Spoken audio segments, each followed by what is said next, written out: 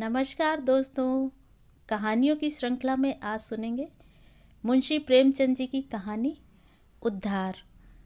लेकिन उससे पहले मेरा आपसे विनम्र अनुरोध है कि अगर आपको मेरी कहानियाँ अच्छी लगती हैं तो मेरे चैनल को सब्सक्राइब ज़रूर करें, लाइक करें, शेयर करें और बेल आइकन दबाना बिल्कुल भी ना भूलें। आज सुनिए उद्धार। हिंदू समाज की वैवाहिक प्रथा इतनी दूषित, इतनी चिंताजनक, इतनी भयंकर हो गई है कि कुछ समझ में नहीं आता उसका सुधार क्यों कर हो। बिरले ही ऐसे माता पिता होंगे जिनके 7 पुत्रों के बाद एक भी कन्या उत्पन्न हो जाए तो वह सहर्ष उसका स्वागत करें। कन्या का जन्म होते ही उसके विवाह की चिंता सिर पर सवार हो जाती है और आदमी उसी में डुबकियां खाने लगता है। अवस्था इतनी निराशमय और भयानक हो गई है कि ऐसे माता पिताओं की कमी नहीं है जो कन्या की मृत्यु पर हृदय से प्रसन्न होते हैं, मानो सिर से बाधा टली। इसका कारण केवल यही है कि दहेज की दर दिन दूनी रात चौगनी, पावस काल के जल गुजरे कि 1 या 2 हजारों तक नौबत पहुंच गई है। अभी बहुत दिन नहीं गुजरे कि 1 या 2 हजार रुपये दहेज केवल बड़े घरों की बात थी। छोटी छोटी शादियां 500 से 1000 तक में हो जाया करती थी। अब मामूली मामूली विवाह भी 3-4 हजार के नीचे तय नहीं होते। खर्च का हाल तो यह है और शिक्षित समाज की निर्धनता और दरिद्रता दिन ब दिन बढ़ती जाती है। इसका अंत क्या होगा ईश्वर ही जाने। बेटे 1 दर्जन भी हों तो माता पिता को चिंता नहीं होती। वह अपने ऊपर उनके विवाह भार को अनिवार्य नहीं समझता। यह उसके लिए कंपलसरी विषय नहीं, ऑप्शनल विषय है। होगा तो कर देंगे, नहीं कह देंगे बेटा खाओ कमाओ, कमाई हो तो विवाह कर लेना। बेटों की कुचरित्रता कलंक की बात नहीं समझी जाती, लेकिन कन्या का विवाह तो करना ही पड़ेगा। उससे भागकर कहाँ जाएंगे। अगर विवाह में विलंब हुआ और कन्या के पांव कहीं ऊंचे नीचे पड़ गए तो फिर कुटुंब की नाक कट गई, वह पतित हो गया, टाट बाहर कर दिया गया। अगर वह इस दुर्घटना को सफलता के साथ गुप्त रख सका तब तो कोई बात नहीं, उसको कलंकित करने का किसी का साहस नहीं। लेकिन अभाग्यवश यदि वह इसे छिपा न सका, भंडाफोड़ हो गया तो फिर माता पिता के लिए, भाई बंधुओं के लिए संसार में मुंह दिखाने को नहीं रहता। कोई अपमान इससे दुस्सह, कोई विपत्ति इससे भीषण नहीं, किसी भी व्याधि की इससे भयंकर कल्पना नहीं की जा सकती। लुत्फ तो यह है कि जो लोग बेटियों के विवाह की कठिनाइयों को भोग चुके हैं वही अपने बेटों के विवाह के अवसर पर बिल्कुल भूल जाते हैं कि हमें कितनी ठोकरें खानी पड़ी थीं। जरा भी सहानुभूति प्रकट नहीं करते, बल्कि कन्या के विवाह में जो तावान उठाया था उसे चक्रवृद्धि ब्याज के साथ बेटे के विवाह में वसूल करने पर कटिबद्ध हो जाते हैं। कितने ही माता पिता इसी चिंता में कोई बूढ़े के गले कन्या को मढ़कर अपना गला छुड़ाता है। पात्र कुपात्र के विचार करने का मौका कहाँ, ठेलम ठेल है। मुंशी गुलजारी लाल ऐसे ही हतभागे पिताओं में थे। यूँ उनकी स्थिति बुरी न थी। 200-250 रुपये महीने वकालत से पीट लेते थे, पर खानदानी आदमी थे। उदार हृदय, बहुत किफ़ायत करने पर भी माकूल बचत न हो सकती थी। संबंधियों का आदर सत्कार न करें तो नहीं बनता, मित्रों की खातिरदारी न करें तो नहीं बनता। फिर ईश्वर के दिए हुए 2 पुत्र थे, उनका पालन पोषण शिक्षण का भार था। क्या करते। पहली कन्या का विवाह टेढ़ी खीर हो रहा था। यह आवश्यक था कि विवाह अच्छे घराने में हो, अन्यथा लोग हंसेंगे और अच्छे घराने के लिए कम से कम 5000 का तखमीना था। उधर पुत्री सयानी होती जाती थी। वह अनाज जो लड़के खाते थे वह भी खाती थी, लेकिन लड़कों को देखो तो जैसे सूखों का रोग लगा हो, और लड़की शुक्ल पक्ष का चांद हो रही थी। बहुत दौड़ धूप करने पर बेचारे को एक लड़का मिला। बाप आबकारी विभाग में 400 रुपये का नौकर था। लड़का सुशिक्षित। स्त्री से आकर बोले, लड़का तो मिला और घर बार भी, एक भी काटने योग्य नहीं, पर कठिनाई यही है कि लड़का कहता है मैं अपना विवाह न करूँगा। बाप ने समझाया, मैंने भी कितना समझाया, औरों ने समझाया, पर वह टस से मस नहीं होता। कहता है मैं कभी विवाह न करूँगा। समझ में नहीं आता विवाह से क्यों इतनी घृणा करता है। कोई कारण नहीं बतलाता, बस यही कहता है मेरी इच्छा। माँ बाप का इकलौता लड़का है, उनकी परम इच्छा है कि इसका विवाह हो जाए, पर करें क्या। यूँ उन्होंने फलदान तो रख लिया है, पर मुझसे कह दिया है कि लड़का स्वभाव का हठीला है, अगर ना मानेगा तो फलदान आपको लौटा दिया जाएगा। स्त्री ने कहा, तुमने लड़के को एकांत में बुलाकर पूछा नहीं? गुलजारी लाल, बुलाया था, बैठा रोता रहा, फिर उठकर चला गया। तुमसे क्या कहूँ, उसके पैरों पर गिर पड़ा, लेकिन बिना कुछ कहे उठकर चला गया। स्त्री, देखो इस लड़की के पीछे क्या क्या झेलना पड़ता है। गुलजारी लाल, कुछ नहीं, आजकल के लौंडे सैलानी होते हैं।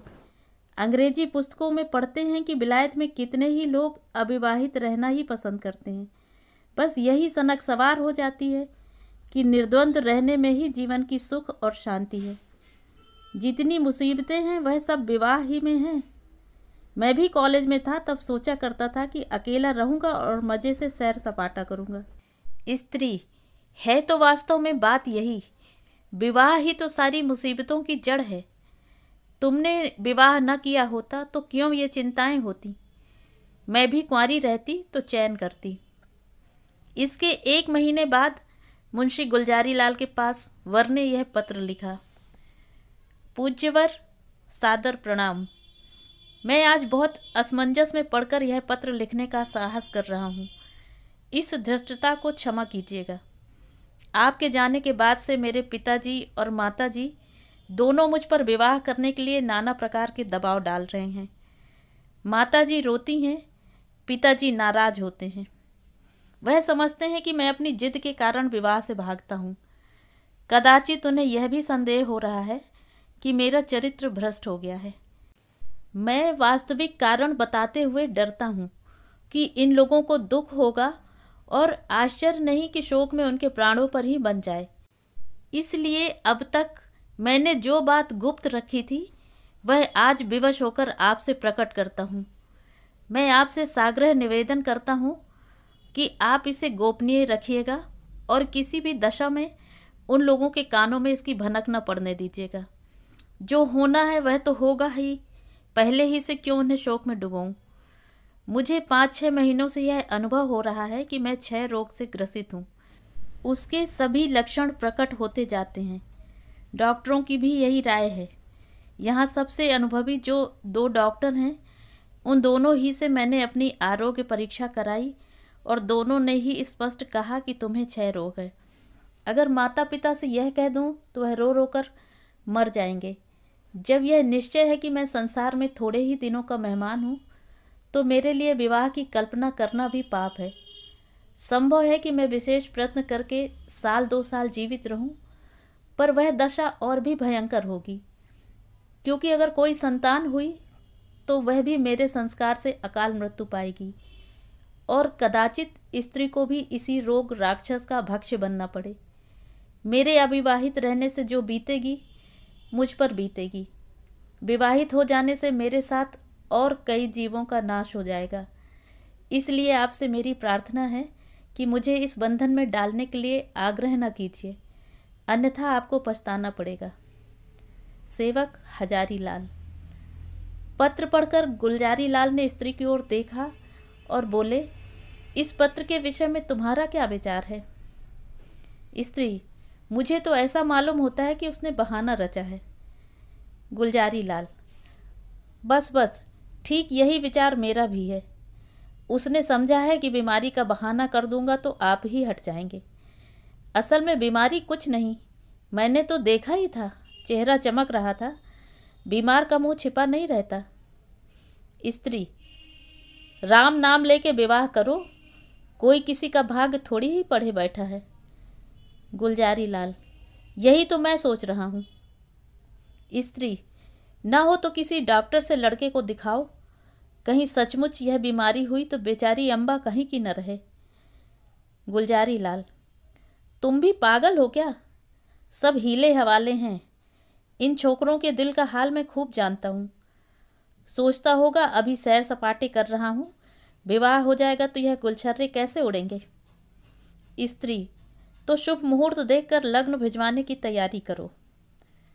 हजारीलाल बड़े धर्म संदेह में था। उसके पैरों में जबरदस्ती विवाह की बेड़ी डाली जा रही थी और वह कुछ न कर सकता था। उसने ससुर को अपना कच्चा चिट्ठा कह सुनाया, मगर किसी ने उसकी बातों पर विश्वास न किया। माँ बाप से अपनी बीमारी का हाल कहने का उसे साहस न होता था। न जाने उनके दिल पर क्या गुजरे, न जाने क्या कर बैठे। कभी सोचता किसी डॉक्टर की सनद लेकर ससुर के पास भेज दूं, मगर फिर ध्यान आता यदि उन लोगों को उस पर विश्वास न आया तो। आजकल डॉक्टरी से सनद ले लेना कौन सा मुश्किल काम है। सोचेंगे किसी डॉक्टर को कुछ दे दिलाकर लिखा लिया होगा। शादी के लिए तो इतना आग्रह हो रहा था, उधर डॉक्टरों ने स्पष्ट कह दिया था कि अगर तुमने शादी की तो तुम्हारा जीवन सूत्र और भी निर्बल हो जाएगा। महीनों की जगह दिनों में वारा न्यारा हो जाने की संभावना है। लग्न आ चुकी थी, विवाह की तैयारियां हो रही थीं, मेहमान आते जाते थे और हजारीलाल घर से भागा भागा फिरता था। कहाँ चला जाऊं? विवाह की कल्पना ही से उसके प्राण सूख जाते थे। आह, उस अबला की क्या गति होगी जब उसे यह बात मालूम होगी तो वह मुझे अपने मन में क्या कहेगी। कौन इस पाप का प्रायश्चित करेगा? नहीं, उस अबला पर घोर अत्याचार न करूँगा, उसे वैधव्य की आग में न जलाऊंगा। मेरी जिंदगी ही क्या, आज न मरा कल मरूंगा, कल नहीं तो परसों, तो क्यों न आज ही मर जाऊं। आज ही जीवन का और उसके साथ सारी चिंताओं का, सारी विपत्तियों का अंत कर दूं। पिताजी रोएंगे, अम्मा प्राण त्याग देंगी, लेकिन एक बालिका का जीवन तो सफल हो जाएगा। मेरे बाद कोई अभागा अनाथ तो न रोएगा। क्यों न चलकर पिताजी से कह दूं, वह एक दो दिन दुखी रहेंगे। अम्मा जी दो एक रोज शोक से निराहार रह जाएंगी, कोई चिंता नहीं। अगर माता पिता के इतने कष्ट से एक युवती की प्राण रक्षा हो जाए तो क्या छोटी बात है। यह सोचकर वह धीरे से उठा और आकर पिताजी के सामने खड़ा हो गया। रात के 10 बज गए थे। बाबू दरबारी लाल चारपाई पर लेटे हुए हुक्का पी रहे थे। आज उन्हें सारा दिन दौड़ते गुजरा था। शामियाना तय किया, बाजे वालों को बयाना दिया, आतिशबाजी, फुलवारी आदि का प्रबंध किया। घंटों ब्राह्मणों के साथ सिर मारते रहे। इस वक्त जरा कमर सीधी कर रहे थे कि सहसा हजारीलाल को सामने देखकर चौंक पड़े। उसका उतरा हुआ चेहरा, सजल आंखें और कुंठित मुख देखा तो कुछ चिंतित होकर बोले, क्यों लालू, तबीयत तो अच्छी है ना? कुछ उदास मालूम होते हो। हजारीलाल, मैं आपसे कुछ कहना चाहता हूँ, पर भय होता है कि कहीं आप अप्रसन्न न हो। दरबारी लाल, समझ गया, वही पुरानी बात है ना। उसके सिवा कोई दूसरी बात हो तो शौक से कहो। हजारीलाल, खेद है कि मैं उसी विषय में कुछ कहना चाहता हूँ। दरबारी लाल, यही कहना चाहते हो ना कि मुझे इस बंधन में न डालिए, मैं इसके अयोग्य हूँ, मैं यह भार सह नहीं सकता, बेड़ी मेरी गर्दन को तोड़ देगी, आदि या और कोई नई बात। हजारीलाल, जी नहीं, नई बात है। मैं आपकी आज्ञा पालन करने के लिए सब प्रकार से तैयार हूँ, पर एक ऐसी बात है जिसे मैंने अब तक छिपाया है, उसे भी प्रकट कर देना चाहता हूँ। इसके बाद आप जो कुछ निश्चय करेंगे उसे मैं शिरोधार्य करूँगा। हजारीलाल ने बड़े विनीत शब्दों में अपना आशय कहा, डॉक्टरों की राय भी बयान की और अंत में बोले, ऐसी दशा में मुझे पूरी आशा है कि आप मुझे विवाह करने के लिए बाध्य न करेंगे। दरबारी लाल ने पुत्र के मुख की ओर गौर से देखा। कहीं जर्दी का नाम न था। इस कथन पर विश्वास न आया, पर अपना अविश्वास छिपाने और अपना हार्दिक शोक प्रकट करने के लिए वह कई मिनट तक गहरी चिंता में मग्न रहे। इसके बाद पीड़ित कंठ से बोले, बेटा, इस दशा में तो विवाह करना और भी आवश्यक है। ईश्वर ना करे कि हम वह बुरा दिन देखने के लिए जीते रहें, पर विवाह हो जाने से तुम्हारी कोई निशानी तो रह जाएगी।